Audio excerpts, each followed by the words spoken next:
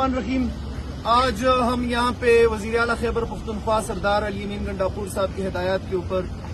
ثوابی کے مقام پہ آئے ہیں کہ جہاں سے انشاءاللہ تعالی وزیر اعلیٰ صاحب خیبر پختونخوا کی ریلی کو لیڈ کریں گے۔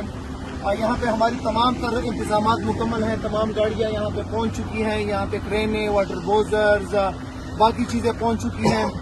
اور انشاءاللہ تعالی کل آپ دیکھیں گے کہ ہزاروں کی تعداد میں قافلہ یہاں سے جائے گا۔ ہمیں این او سی مل چکی ہے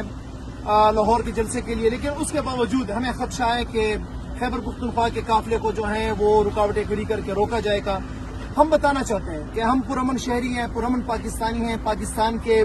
بیٹے ہیں اور ہمیں حق ہے،